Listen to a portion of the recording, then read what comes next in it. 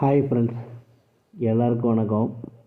நம்ம ஜனனி நாட்டுக்கோழி சொந்தங்களுக்கு எல்லாருக்கும் கோடான கோடி வணக்கங்கள்.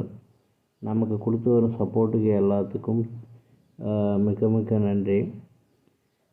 இப்போ நம்ம நாட்டுக்கோழி பண்ணையில் எப்படி பராமரிக்கிறது, எப்படி வளர்க்குறது அப்படின்னு ரொம்ப பேர் நம்மளுக்கு கேட்குறாங்க.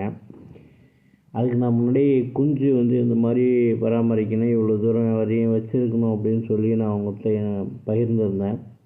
இப்போ அதுலேருந்து நீங்கள் இப்போ ஒரு 2 மாதம் ஆச்சுனாக்கா கோழி குஞ்சு வெளியே விட்டு வளர்க்கலாங்க. ஆனால் வெளியே விட்டோன்னா அந்த கழிவு நீர், ரொம்ப கேடான தண்ணிகளில் வெளியே தேங்கி கிடக்கிற தண்ணிகளை குடிக்கும்போது அவங்களுக்கு அதிகமாக அந்த சளி பிடிக்கிறது, ஜுரம் வர்றது, வெள்ளை கழிச்சல், வைரஸ் எல்லாமே ஃபார்ம் ஆகும். அப்போ அதெல்லாம் இல்லாமல் இருக்கணும் அப்படின்னாக்கா நீங்கள் மேக்ஸிமம் 5 மாதம் வரையும், என்னுடைய அனுபவத்தில் 5 மாதம் வரையும் நீங்கள் கொட்டகையிலையோ அல்லது கூண்டுலேயோ வச்சு வளர்த்திங்கன்னா, அவங்கவுங்க வசதிக்கு தகுந்த மாதிரி வளர்த்திங்கன்னாக்கா நோய் வராமல் தடுக்கலாங்க. அதுக்கப்புறம் நீங்கள் இயற்கையாக விட்டு வளர்த்திங்கன்னா இன்னும் அவ்வளோ அதிகமாக நோய் தாக்கம் இருக்காது. ஏன்னா அவங்க மெச்சூர் ஆகிடுவாங்க. ஒரு சில தவறான பழக்கங்கள்லாம் இருக்காது கோழிகள்கிட்ட.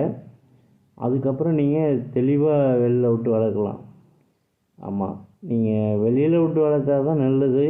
நீங்கள் கூண்டுலேயே வச்சு வளர்த்திங்கன்னா கொஞ்சம் கஷ்டம்தான் எப்படி இருந்தாலும். அதனால் நீங்கள் 5 மாதத்துக்கு அப்புறம் வெளியில் விட்டு வளர்க்குறது பெட்டர்.